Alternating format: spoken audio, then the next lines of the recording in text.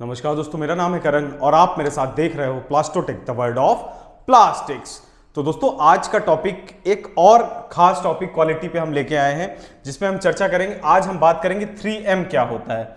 जैसे कि आपको मैंने पहले बताया 5S काइजन, ये सारी चीज़ें मैंने बताई। दोस्तों, बहुत प्रीसियस वीडियोस हैं, वीडियो को शेयर कर दिया करिए, अपने ग्रुप जो हैं वहाँ पे शेयर कर दीजिए करिए, ताकि ज़्यादा से ज़्यादा लोगों तक इन्फॉर्मेशन पहुँच जाए। और आप लोग भी चैनल को सब्सक्राइब कर दीजिए नहीं किए हो, और बेल की घंटी दबा दो, क्योंकि जितनी भी इंपॉर्टेंट वीडियो आती हैं इनसे आप लेट ना हो, मिस ना हो आपसे ये वीडियोस।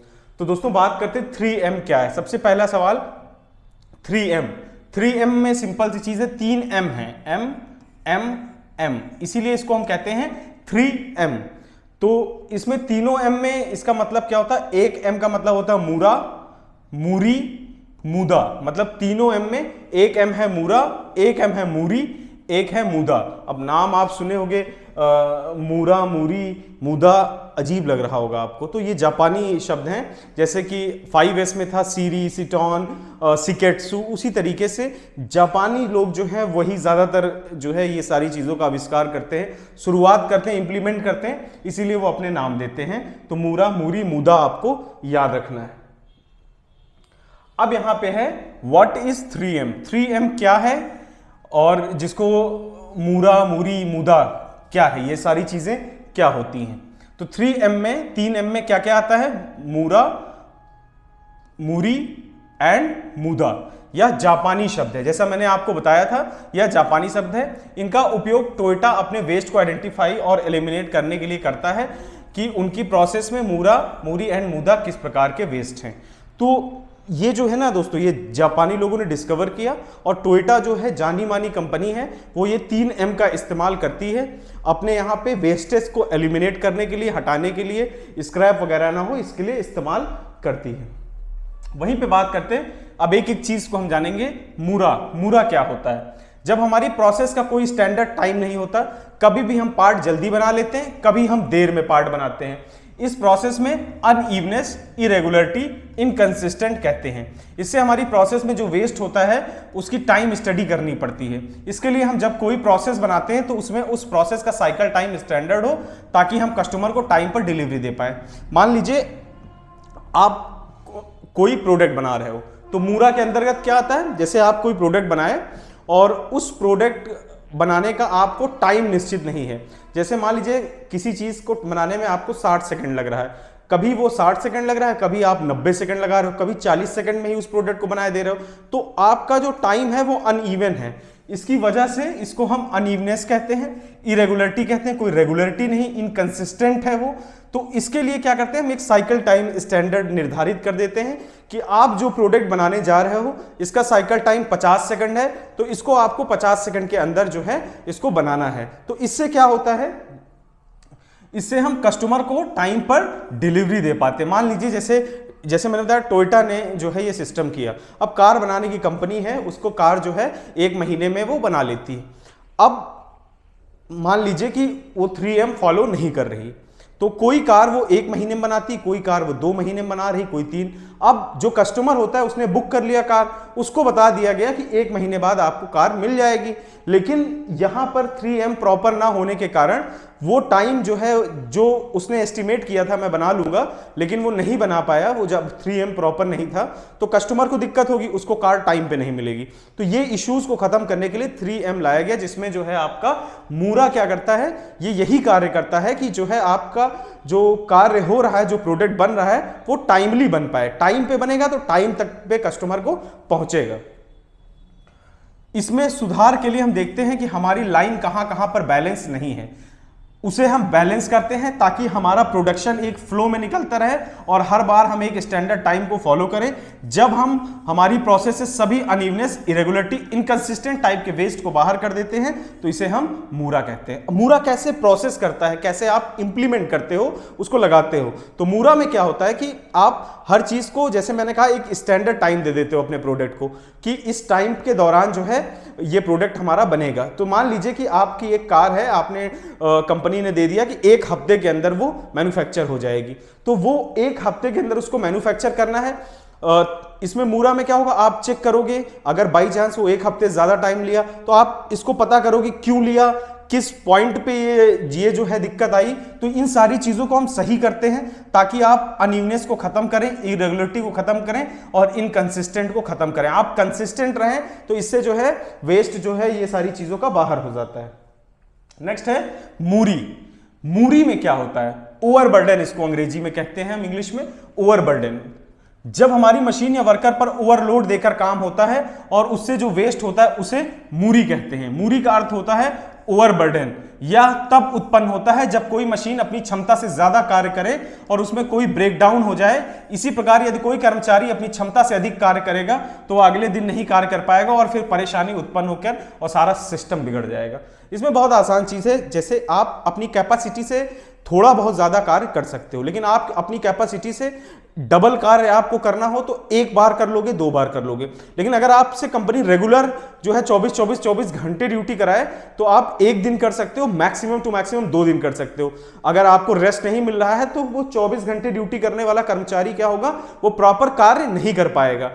24 घंटे हो या हर दिन ओवर टाइम हो, इसलिए ओवर टाइम वगैरह क्या होता है, वीकली में 1 बार होता है, 15 दिन में 2 बार होता है, तो इस तरीके से रखा जाता है। अब डेली अगर किसी एम्प्लॉय से लगातार तो आप जो है ओवर टाइम कराते रहोगे तो उसका सिस्टम बिगड़ जाएगा। उसी प्रकार मशीन है, मशीन की एक कैपेसिटी, मान लीजिए आपकी इंजेक्शन मोल्डिंग मशीन है, उसकी कैपेसिटी है 220 ग्राम का प्रोडक्ट वो बनाती है, लेकिन उसमें थोड़ा फंक्शन दे दिया गया कि आप बढ़ा करोगे 240 ग्राम 250 ग्राम तक निकाल लोगे। तो आपने क्या किया, लगातार अगर उसी सेटिंग पे आप एकदम हाई पे मशीन को लेके चलोगे तो वहां पे कुछ ना कुछ दिक्कतें आएंगी, ब्रेक डाउन हो जाएगा आपका और उससे जो है वेस्टेज उत्पन्न होते हैं। इसके और भी कई कारण हैं, जैसे कि वर्कर का ठीक प्रकार से ट्रेन नहीं होना, कार्य को करने के लिए उनके पास ठीक उपकरण नहीं है, उस कार्य को करने के लिए इसके अलावा कर्मचारियों का अनुपस्थित होना, मशीनों में खराबी भी वेस्ट को बढ़ाते हैं। इसमें और भी चीजें जैसे अनट्रेन्ड आदमी, इसीलिए कहते हैं कि जो ट्रेनिंग है वो इंपॉर्टेंट होती है, इसीलिए हम ट्रेनिंग देते हैं इंजेक्शन मोल्डिंग मशीन का, ताकि आप चीजों को सीख सकें। मशीनों को जब तक आप वेल ट्रेंड नहीं होंगे दोस्तों, तब तक आप उस प्रकार से कार्य नहीं कर पाएंगे, मशीनों में आप दिक्कत उत्पन्न करेंगे। इसके अलावा कर्मचारी जो हैं अनुपस्थित रहें, मतलब इरेगुलरिटीज रहे आपके एम्प्लॉयज के अंदर, तो वो सारी चीजें दिक्कत करती, मशीनों में भी खराबी उत्पन्न करती। ओवरबर्डन ना हो, इसके लिए प्रोसेस का एक समान चलना बहुत आवश्यक। कभी कभी कोई ऑपरेशन बहुत कठिन होते हैं, वहां पर कर्मचारी ठीक से काम नहीं कर पाते और सारा वर्कलोड कुछ ही लोगों पर आ जाता है। ऐसे ऑपरेशंस को हमें ढूंढना चाहिए और प्रोसेस को सरल बनाने की कोशिश करना चाहिए। तो ये चीज आप समझ गए, ओवरबर्डन मतलब किसी भी कर्मचारी हो, मशीन हो, उसके ऊपर आपको बर्डन नहीं देना है, उसको बहुत ही अच्छे से प्रोसेस करिए।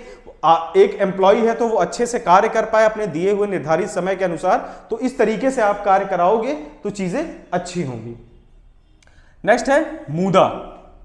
मूदा क्या है, ये पूरी तरह से अनुपयोगी होते हैं, जिनका कोई भी उपयोग नहीं होता है। इसमें 7 प्रकार के वेस्ट आते हैं जिसे हम टिम वुड कहते हैं। तो ये पूरी तरह से अनुपयोगी है, वेस्टेज से रिलेटेड इसमें बात होती है। 7 प्रकार के वेस्ट आते हैं इसमें, उन 7 प्रकार के वेस्ट हम जानेंगे जिसे हम टिम वुड कहते हैं। क्या कहते हैं, आप ये चीज ध्यान रखिए, जो मूदा के अंदर जो 7 तरीके के वेस्ट आते हैं उनको हम लोग कहते हैं TIM, TIM, TIM, WOOD, TIM वुड कहते हैं इसको। ये चीज आपको जो है दिमाग में रखना है, इसको हम टिम वुड कहेंगे। आगे बढ़ेंगे, अब एक एक वेस्टेज के बारे में जानेंगे। पहला हमारा है ट्रांसपोर्टेशन।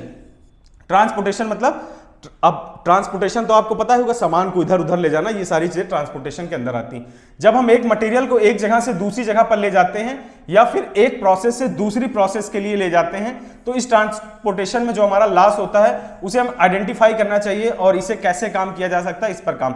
जैसे कि आपका प्रोडक्ट है, एक जगह से दूसरी जगह जा रहा है, या आप एक सिरे से प्रोडक्शन खत्म हो रहा है, दूसरा प्रोडक्शन स्टार्ट कर रहे हो, तो उस दौरान आपको ये ध्यान रखना है, देखो थोड़ा बहुत लॉस तो होगा ही, जो होता है वो तो बेसिक लॉसेस में आता है, वो इसमें क्या है, एक्स्ट्रा लॉस ना हो, आपका कोई भी चीज एक्स्ट्रा टाइम की खपत लॉस या आपके किसी भी प्रोडक्ट का लॉस, ये सारी चीजें ना हो। ट्रांसपोर्टेशन में किस तरीके से उसको रखना है, ये सारी चीजें आपको ध्यान देना है, तो वो वेस्ट को एलिमिनेट करना है। ये हमारा पहला टिम वुड के जो है पॉइंट था। नेक्स्ट है इन्वेंटरी। इन्वेंट्री क्या होता है, जहां पे आप सामान वगैरह रखते हो उसका एक लेखा जोखा होता है कि हमारे पास इतना मटेरियल स्टोरेज है। तो उसी को हम कहते हैं इन्वेंट्री। कई बार हम बहुत ज्यादा मटेरियल बना लेते हैं, हमारा इन स्टॉक और फाइनल स्टॉक बढ़ जाता है, या हमारे लिए चिंता का विषय बन जाता है, क्योंकि उससे हमें कोई भी फायदा नहीं हो रहा है और मटेरियल के खराब होने के चांसेस भी हैं। इन्वेंट्री में दोस्तों क्या होता है कि जैसे आपने बहुत सारा सामान इकट्ठा कर लिया, स्टॉक बना लिया हर चीज का, और वो सामान जो है निकल नहीं रहा, वो बिक नहीं रहा, तो उस दौरान जो है आपको दिक्कत आएगी। उसमें क्या होता है, मटेरियल का लॉस होता है, आपके खराब होने का डर होता है, और जो है इससे आपको कोई बेनिफिट नहीं होता, लॉस ही होता जाता है इंडस्ट्री को। नेक्स्ट पॉइंट हमारा मोशन। इसमें हम मोशन में क्या होता है, मैन मशीन मटेरियल के बीच मोशन को देखते हैं। यदि वर्कर को कहीं दूर से, ऊपर से, नीचे से मटेरियल को लेना पड़ रहा है तो मोशन काफी ज्यादा होता है, इसे हम कम करने की कोशिश कर रहे हैं। मोशन क्या होता है, मूवमेंट एक तरीके से आप कह लीजिए। जैसे मान लीजिए कोई सामान सेकंड फ्लोर पे रखा है, अब उसकी बार बार जरूरत पड़ रही है और वर्कर जो है वहां से जाके उठा के लेके आ रहा है, तो मोशन कर रहा है। मोशन में क्या होगा, वो भी टायर्ड हो रहा है, टाइम का लॉस हो रहा है। तो जिस सामान की बहुत ज्यादा उपयोगिता है, जरूरत है, उसको आप नीचे वहीं पे लाके रख लीजिए, ताकि आपका टाइम किल ना हो और मोशन में उसकी एनर्जी लॉस भी ना हो। नेक्स्ट है वेट। एक प्रोसेस के बाद दूसरी प्रोसेस के लिए काफी समय तक इंतजार करना पड़ता है, इसके लिए हमें स्टैंडर्ड टाइम को फॉलो करना चाहिए ताकि टाइम वेरिएशन ना आए और प्रोसेस स्मूथली चलती रहे। अब वेट का मतलब, जैसे मान लीजिए एग्जांपल के तौर पे मैं आपको बताता हूं कि आपकी इंडस्ट्री है, मान लीजिए इंजेक्शन मोल्डिंग का आप काम कर रहे हो। अब इंजेक्शन मोल्डिंग के कार्य में एक प्रोडक्ट आपने बना लिया है, अब आपको मोल्ड चेंज करके दूसरा प्रोडक्ट बनाना है।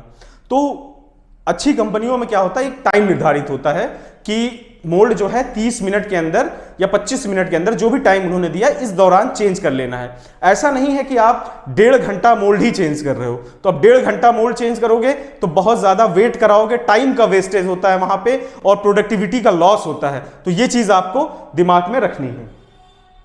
नेक्स्ट पॉइंट है हमारा ओवर प्रोसेसिंग। जब हम एक ही प्रोसेस को इतना ज्यादा ओवर प्रोसेस कर लेते हैं कि दूसरी प्रोसेस के लिए बहुत ज्यादा इन्वेंट्री इकट्ठा हो जाती है, उससे मटेरियल खराब हो सकते हैं, इसे हम अवॉइड कर। ओवर प्रोसेसिंग मतलब एक ही प्रोडक्ट को बहुत ज्यादा मत बनाइए। प्रोडक्ट उतना ही होना चाहिए जितना उसकी डिमांड हो, कि आपका प्रोडक्ट जब आप बनाओ तो वो आसानी से मार्केट में निकल जाए, जहां पे आप पहुंचाना चाहते हो वहां पहुंचे, उसका यूज हो पाए। उसी चीज को अच्छे प्रोसेस में एक साथ बना के स्टॉक इकट्ठा करना आपको नहीं है, ये चीज आपको ध्यान रखना। ओवर प्रोसेसिंग हमें नहीं करना है। ओवर प्रोडक्शन, जब हमारे प्रोडक्ट की मार्केट डिमांड कम हो जाती है और प्रोडक्शन ज्यादा हो जाता है, फिर मटेरियल बहुत ज्यादा मात्रा में इकट्ठा हो जाता है, जिससे उसे संभालने में परेशानी। जब क्या होता है, कई बार आपके प्रोडक्ट की मार्केट में डिमांड कम हो गई और प्रोडक्शन आप बढ़ाए पड़े हो, तो वहां पे क्या होता है, फिर मटेरियल बहुत ज्यादा मात्रा में आपके पास इकट्ठा हो जाएगा। जो प्रोडक्ट आप बनाओगे वो इकट्ठा हो जाएगा, उसे संभालने में परेशानी होती है। ये चीज ओवर प्रोसेस में आपको एक्स्ट्रा बनाना नहीं है। उसी तरीके से सेम चीज है यहां पे ओवर प्रोडक्शन में। नेक्स्ट है डिफेक्ट। जबकि किन्हीं प्रोडक्ट को रिजेक्शन वापसी हो जाती तो उस पर रिवर्क करना पड़ता है, जिससे कि हमें दोबारा सारे काम करने पड़ेंगे, फिर से मशीनिंग करनी पड़ेगी, लेबर कॉस्ट लगेगा, बहुत नुकसान होगा। तो डिफेक्ट दोस्तों, अगर मान लीजिए आपका कोई प्रोडक्ट जो है मार्केट में गया और डिफेक्टेड है, तो वो क्या होता है, पूरी तरीके से एक वेस्ट हो जाता है। वापस उतनी ही मैन पावर लगती है उसको रीजनरेट करने में, बनाने में, दोबारा एक प्रोडक्ट तैयार करने में। तो एक्स्ट्रा लेबर कॉस्ट आपकी जाती है, टाइम जाता है, मनी जाता है, हर चीज जाता है। तो इस तरीके से वेस्टेज को हमें एलिमिनेट करना चाहिए, हटाना चाहिए पूरी तरीके से। 3M की क्या जरूरत है। अब पूरा 3M पढ़ लिया आपने, अब इसको जान लीजिए कि इंपॉर्टेंट क्या है, जरूरत कहां पड़ती है, क्यों पड़ती।